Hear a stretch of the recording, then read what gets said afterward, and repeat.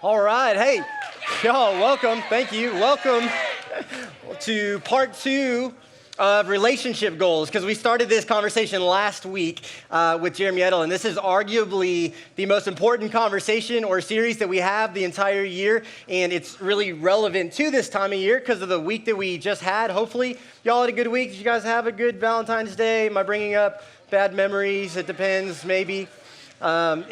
It's an interesting holiday, right? Because I was learning this week that it's a holiday that has lots of titles. Like, it's not just one day, but then the day after Valentine's Day, right, is National Singles Awareness Day, which usually has a lot of pride behind it, which I really appreciate. And then I saw a couple other unique titles as well. One of them was National I Don't Need a Man Day, which I thought was empowering.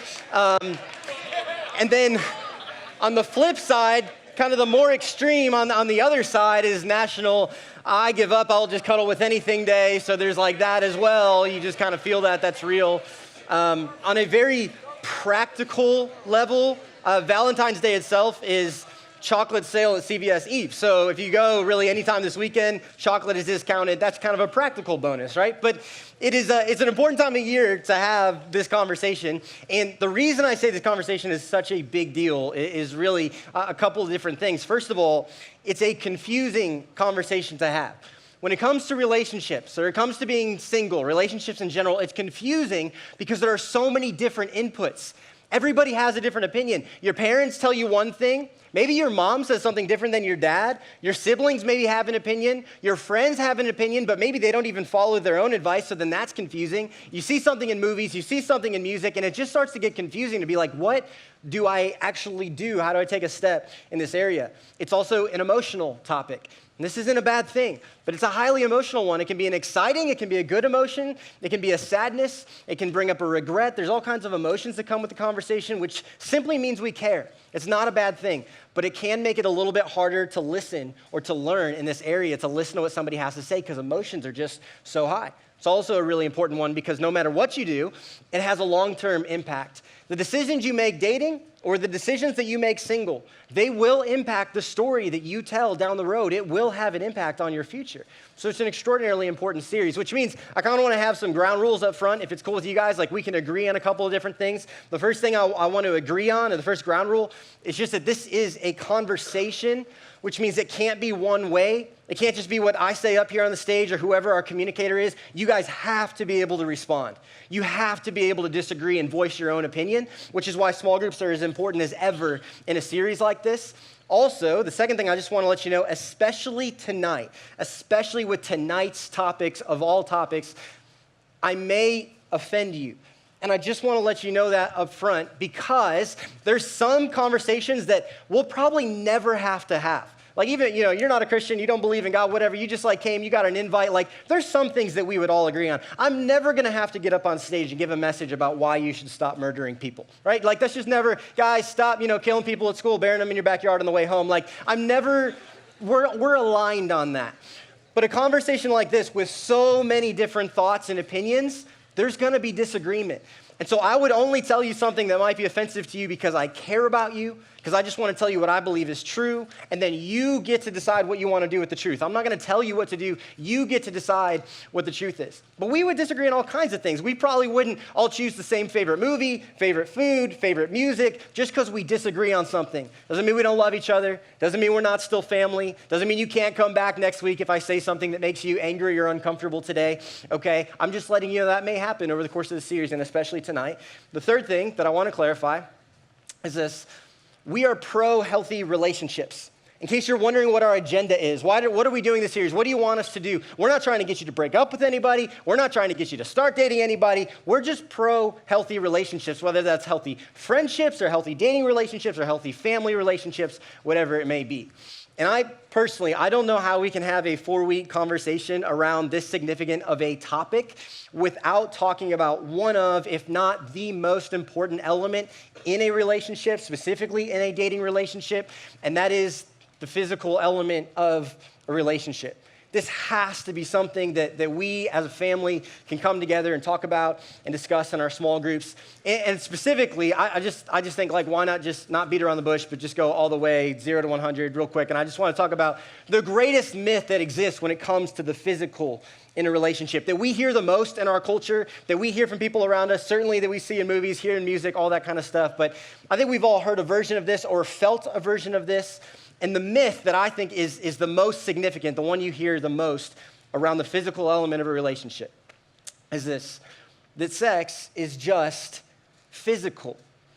We should stop making such a big deal about it. Like, it's fine. It's no big deal. Like, be mature about it. Like, it's all good. It's fun. It feels good. So at the end of the day, like, as long as we're being smart about it, I mean, as long as nobody gets hurt, as long as both sides agree, like, it's all good. I don't even know why we have to have a conversation about it, right? You might feel that. Like, it's just physical. It's like, I don't know, it's like a high five. It's like a hug. It's like I don't know, like wrestling or tackle football naked, you know? It's like, it's just physical at the end of the day, and it shouldn't be such a big deal.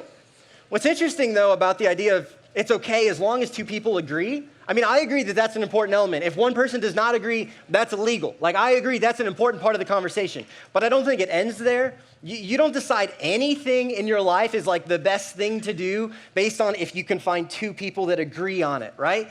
Like, two people came together and agreed that purple ketchup was a good idea. I won't even say what that looks like on those fries, right? It's just a terrible idea. But two smart people decided that was a good thing. I don't know, you guys know Colgate, the company that makes toothpaste. They decided they wanted to make more money, have some more products they could offer besides toothpaste. And Colgate came out with beef lasagna, right? That's a terrible idea that multiple smart people came around and said, let's do this. If you guys have seen the documentary, the Fire Festival was a terrible idea, right? Have you guys seen the Netflix one? The Hulu one is interesting because they actually interview the main guy. I can't necessarily recommend it. I think it's pretty R-rated and stuff. But they actually interview the guy behind it. Terrible, terrible idea to fly thousands of people to an island with nothing for them to do there, right? But smart, brilliant people said, let's do this. The more extreme, I mean, if you think all kinds of crimes are people coming together thinking it's a good idea. Terrorism on the most extreme is a couple of people thinking it's a good idea. A couple of people thought it was a good idea to fly planes into the World Trade Center, right? I mean, you can keep going with this, but that's not why we decide, like, oh, this is smarter, this is a good thing.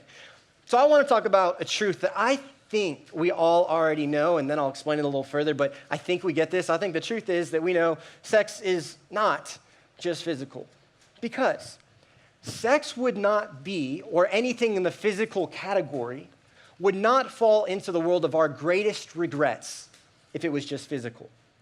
But statistically speaking, people's greatest regrets most commonly fall in the world of the physical. I just wish I wouldn't have been with that person. I wish not in that place now looking back on it. But why? We don't regret who we high five. We don't regret who we hug, I don't think. Why in this area is it such a great regret for us? Why is it so hard to hear from somebody that you're in a relationship with about their past in this area?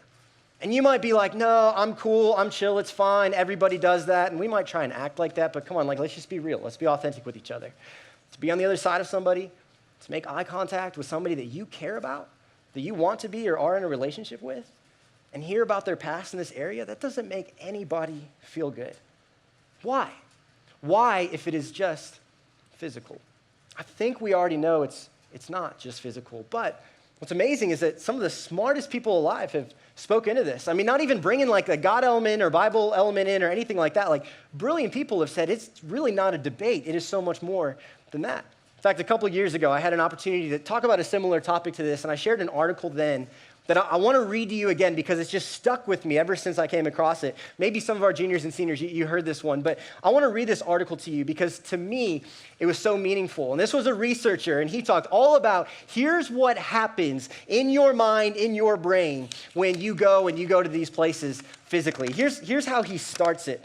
His name is Mark Terrell, and he said, you might not be totally happy with the conclusions, but that is for you to make your own mind up. which I love that he starts that way. That's how I want this conversation to be today. Don't hear Jordan told me to, or Inside Out told me to, or whatever. I'm just going to present what I believe is true because I care about you guys. You decide then what you want to do. You make your own mind up from there. This is just a conversation. That's how he starts the article. Then he says, when we have sex, there are 3 main neurohormones that are released for men and women, and a 4th just for men. Lucky us, guys. These hormones impact the way our bodies behave and influence our minds and thus our perception of reality.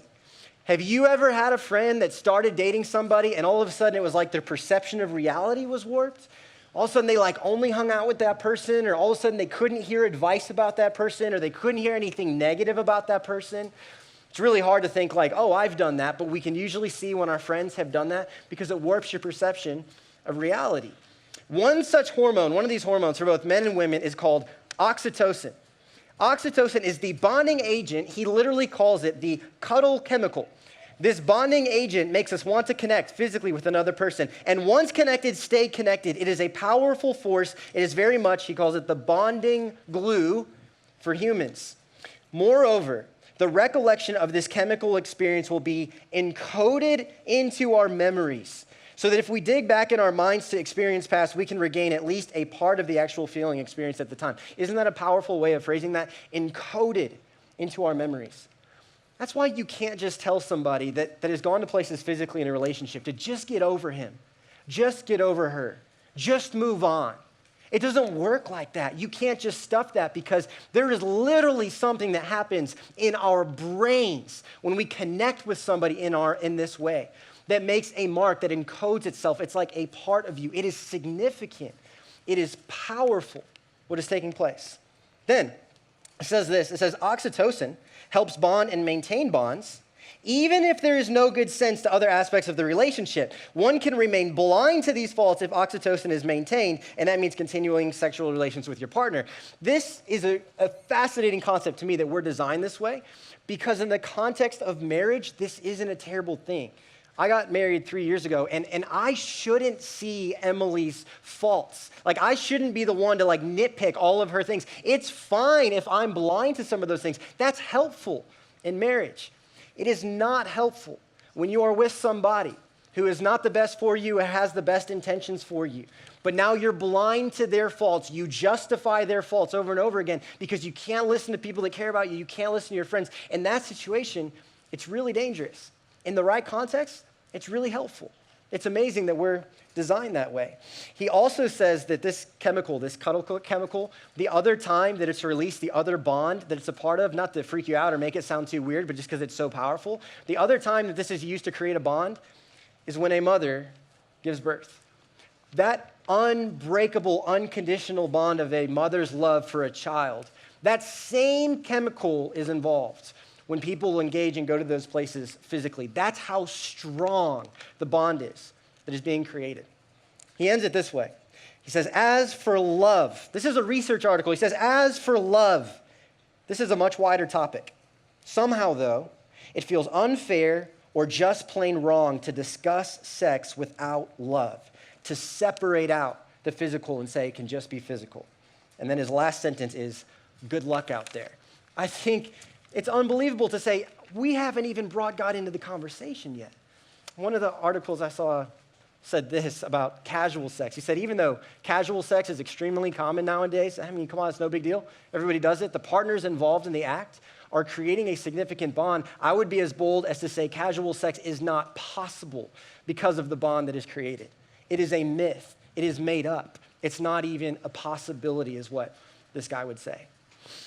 When you do invite God into the conversation, you don't restrict the conversation. You don't make it more boring. You don't take your freedom away. The conversation only gets better because when you invite God into the conversation, you discover the purpose behind the conversation. This is an extremely big deal to know what the purpose is if it's such a big part of our lives. Think about it this way. This is one of the most expensive cars on the planet. This is a $4.5 million Lamborghini. It is more expensive than 99% of homes in the United States. And it's the result of hundreds of years of advancements in research and technology. It is incredible what this thing is capable of. There's nothing wrong with this.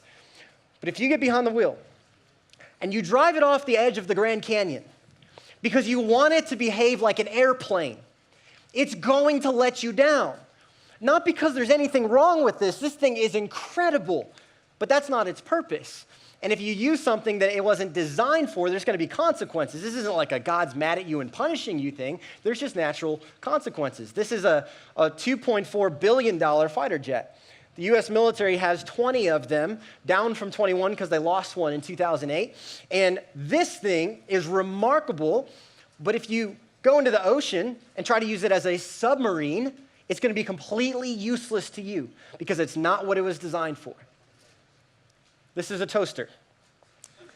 It's about, 20 or 30 bucks at Target, right? If you try to play fetch with your dog with a toaster, it doesn't mean anything's wrong with the toaster. It's just not what it was designed for. If you try and go skydiving with an umbrella, if you ask an Aggie to do a complex math problem, right? It's not. I'm kidding. I love Aggies. I think I've made the point. You get what I'm saying, right?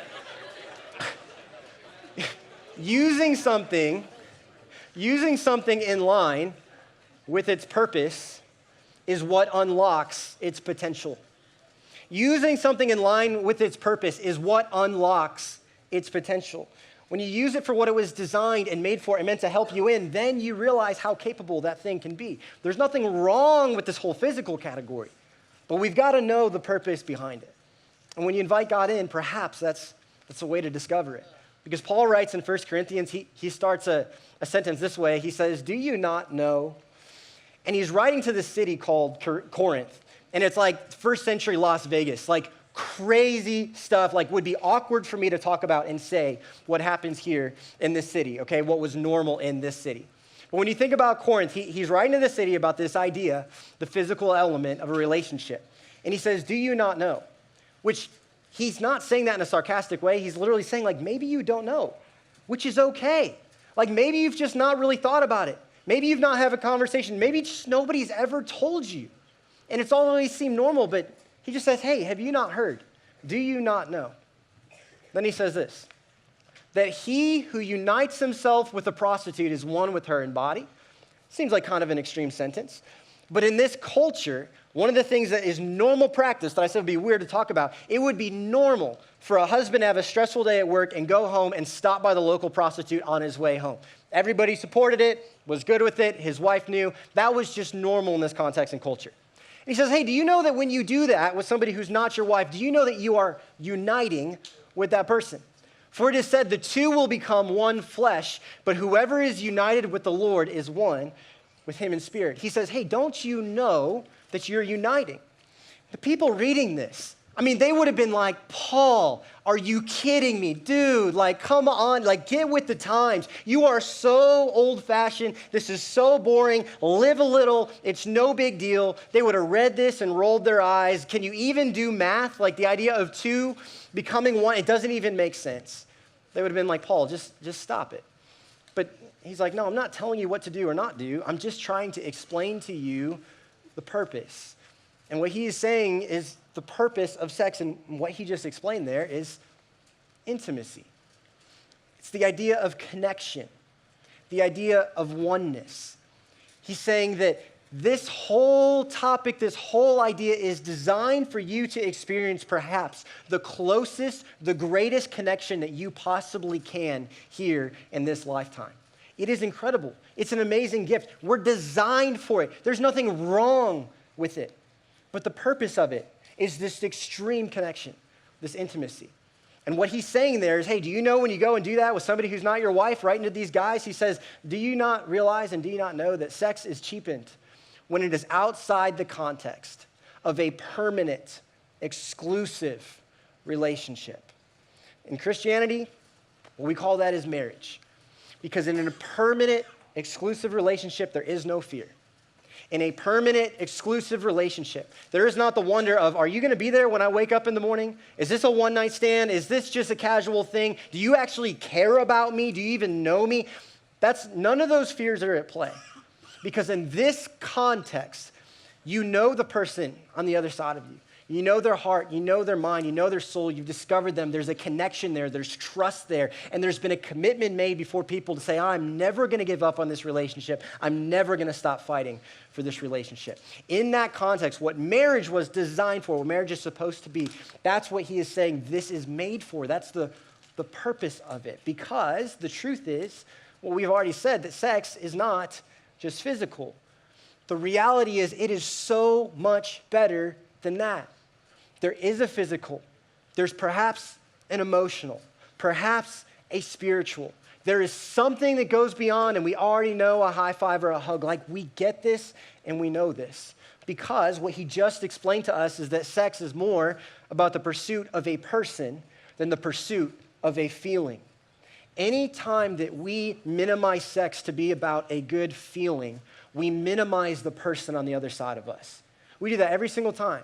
We dishonor them, we disrespect them, we pressure them, all of those kinds of things. That's what happens every single time when it becomes about, I want to feel good versus I want to connect with this person within the context that Paul designed it and explained it for. I want to show you one of my favorite illustrations of this, and then also maybe my least favorite I've ever seen all at the same time. And I want to show you why I like it and hate it at the same time. But when you think about it, pretend, for example, that this is you, okay? This little piece of tape. This is Gorilla duct tape. On the packaging, it literally says bonds stronger than glue. That article said it's like the bonding glue of human. It's a strong bond, and you were designed with this potential right here to bond, to connect with another person. God has made us this way. It is an incredible gift. It is a great thing. But when we go and when we say, hey, I just think this is going to be a part of, all my dating relationships. So maybe you're, dating somebody, maybe say this is a guy, this is a girl, we're just going to go. Maybe we trust, one another. We've been dating long enough. We're just going to go to that place. Or maybe it's not like that. Maybe it's just really casual. It's at a party. It's whatever it is. And then you just decide like, hey, we're going to go to that place physically. And you decide we're going to make that bond happen. And for him, it is the greatest, most memorable, unbelievable 30 seconds of his life. And then there's this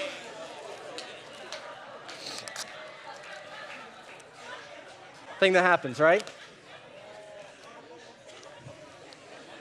Then for her, his future girlfriend, his future wife, she's somewhere out there, and she's like, I'm gonna do the same.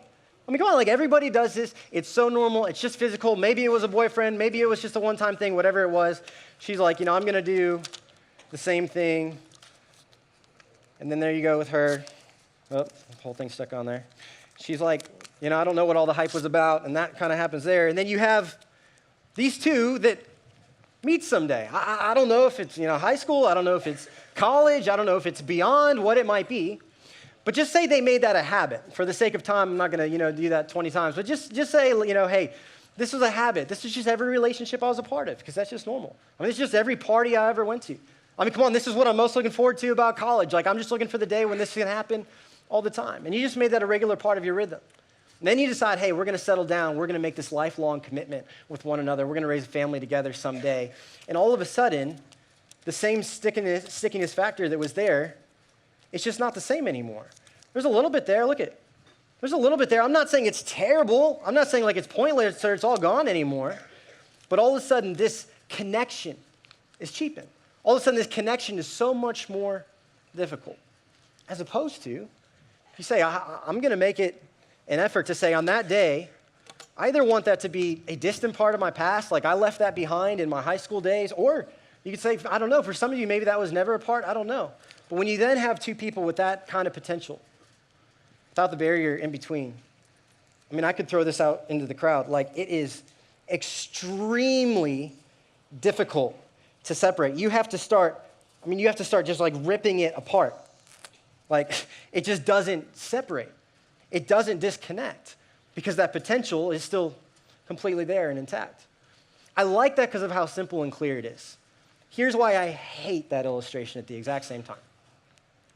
If you're in here right now and your takeaway from tonight's message is, I'm the damaged, broken, torn up piece of duct tape. I honestly, I mean this from the bottom of my heart. If you think, man, that's me and that's my takeaway, I think it would have been better if you didn't come to Inside Out tonight. Honestly, if that's the takeaway, if that's what you get from this message. Because you never have been and never will be defined by what you do in this area. Think about this. Your value has never been determined by what you have or have not done, but by what Christ has already done for you. It's never been, in any area, not just this area, but any area. You've never been defined by that. I don't even, I have a problem with the term. You've been watching The Bachelor, right? And they are talking about every single time in every episode, I think it's 40 times they use the word virgin. I hate that label because it's labeling somebody by something that they've done. Your identity is not in what you have or have not done in this area. When you place your trust in Christ, you are a brand new person. You are completely clean forever. You are washed white as snow. This is not about that. This is about the practicality of how we connect in relationships. This has nothing to do with your identity, your worth, how God sees you, his hopes for you, his plans for you, his dreams for you. And so if that's your takeaway, that's where I hate the illustration and it breaks down. I'm glad that this is true, not just for us in this room. I'm glad that this right here is true for me personally with my story. Because for me, I met Emily, my wife, when we were freshmen in high school. We started dating sophomore year. And to be just, honest, I think I would have called myself a Christian when we met, but more because I was an American. I really just showed up to Inside Out for her. It wasn't an important, meaningful thing for me. It was really important to her. And I remember one day we were dating. This was a couple weeks, maybe a couple months into our relationship. And I was driving her home. And I don't know why it's so vivid for me. I know where we were. We were at the intersection of Old 183 and 1431, and we're at a stoplight. And she just brings up in the conversation out of nowhere, we've never talked about this, what she wanted our physical boundaries to be in our relationship. I'd never even heard that term. I hadn't grown up in church. That wasn't even on my radar. And when she brought that up and what she wanted them to be, you can think I'm a jerk, you can judge me, you can think whatever, but I vividly remember thinking, that is never going to happen. Or we're just not going to date that long. Because that sounds so boring. That is not that's half the point of any relationship. Why would we do that? Well, I said, okay, cool. And we kept dating, and she started to trust me a little more and respect me a little more. And as that continued to happen, I just pushed the line a little bit more. And I pressured her, and pressured her, and pressured her, and pressured her. So about 2.5 years later, we're graduating high school. And that trust that I had with her once, that respect I had for her, that she had for me once, that was gone. Our relationship was a mess. We didn't know how to communicate. I had hurt her and communicated so many things about her value and worth and the way I behaved that we just broke up going into college. We're this isn't happening. This isn't working. I ended up marrying Emily because you guys know that I've already shared that with you. I shared the end already. But I hear a lot what if we stay together? What if we get married? I honestly would say those 2.5 years of our relationship are among the greatest regrets of my life because that's my wife. And what I communicated to her subconsciously about her value and her worth still eats at me today, the way I pressured her. And it still affects our relationship and our communication and our trust. And we had to work through those times. And we had no idea how big it was at the time and how it's impacted us now. I had to practice this just a few times, not to just break down in the middle of it because it eats at me so much, the things that I communicated about her value and worth by my actions in that time. A couple months later, I was at this conference. It was a conference for UT, for incoming freshmen. And it was a room, it was all guys. And the speaker gets up on stage, and he wasn't a jerk. He wasn't shaming us or anything like that. He's kind of inspirational, but kind of intense too. And he said, guys, if you're in here and you're single, which that was me, he said, if you're single, don't you dare consider getting in a relationship with a woman unless you are 100% committed to not being a regret in her life. And then he challenged us to think about the day after our wedding. And he said, I want you to think about waking up with your future wife for the very first time, who you're going to spend the rest of your life with. And I want you to think, on that day, are you going to be glad that she has and you have a tape of memories of other people to compare and feel insecure and feel inadequate about and pressure one another to and all of those kinds of things? Are you going to wish you had left that in your distant past, or perhaps that it was never a part of your story altogether? What are you going to think about and what are you going to wish on that day? I was annoyed. I was angry. I was like, who is that guy? Like, why does he know all this, But I couldn't stop thinking about it. And I came back to Northbourne, and I was talking to people that were influential in my life, and my small group leader and Buck, and these people that I look up to, and I was talking to them about it and what he said and why I couldn't stop thinking about it. A few months later, I asked Emily to go to breakfast at Einstein's Bagels on the drag by UT, and I sat down across from her and I said, hey, I would like to date you. I don't know what we're not doing this anymore. I want to date you. I want you to be my girlfriend. Like, that's what I want out of this relationship. And I apologized for the past 2.5 years of our relationship. And then I laid out, for the first time ever, we'd never had a conversation like that in our relationship. I laid out what I desired to be our boundaries for the very first time and asked if that aligned with what she wanted to do. And over the next 3.5 years, we fought for that like crazy. And we failed a lot, but we fought for it like crazy. And I kid you not, I really want the guys in the room to hear from another guy. I really genuinely believe that those 3.5 years were more significant for me as the guy than they were for Emily. All of a sudden, the best part of a date night became the actual date. I was not wondering if her parents were going to be home or if her roommates were going to be home. It was just having dinner, having a conversation, and I loved it. We learned how to communicate in a completely new way. Try getting in a fight and then not being able to do stuff after to make up for it, but having to actually talk about it.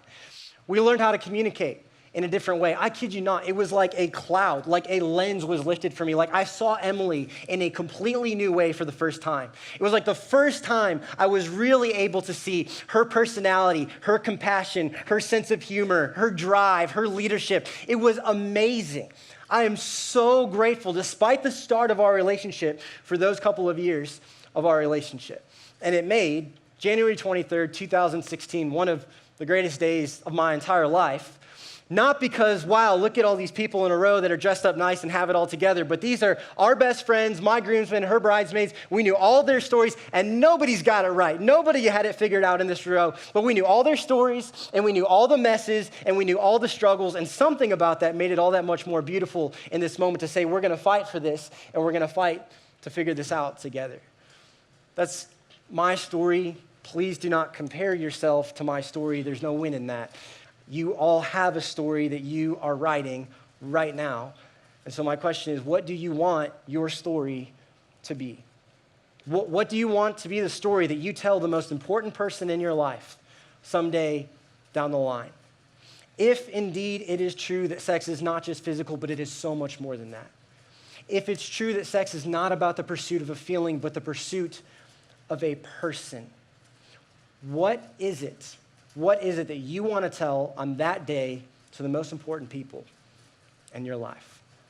I told you from the beginning that our small groups would be the most important part of this series. I want you to think about what that is in the context of your groups, to be real in the context of your groups, to know that even if I offended you tonight, I love you, and I want you to come back next week. I can't wait to hear what happens in the context of small groups throughout the next couple weeks. Let me pray for us, and we'll break to those spots. Heavenly Father, this is a big conversation. It's a confusing conversation, and we come at this from so many different starting places. God, some of us hear this and we're encouraged because we're trying to live in such a way, but God, there's all these pressures, and we get made fun of for it, and we see, in the media, and we're just like, gosh, I don't even know if this is worth it. Some of us are here tonight, and we're like, I just don't know if it's a big deal. Some of us come in here, God, and we feel guilty. We feel like that piece of tape, and I know that is the last thing in the world that you would want us to feel or hear today. So God, would you guide us and lead us? Would you show us what is in the potential of the relationships you have for us in the future? Would you show us how it is that we can fight for that in an authentic in a real way. And God, we're so grateful for the connection you set us up for. God, we love you. We need you. It's in Jesus' name that we pray. Amen.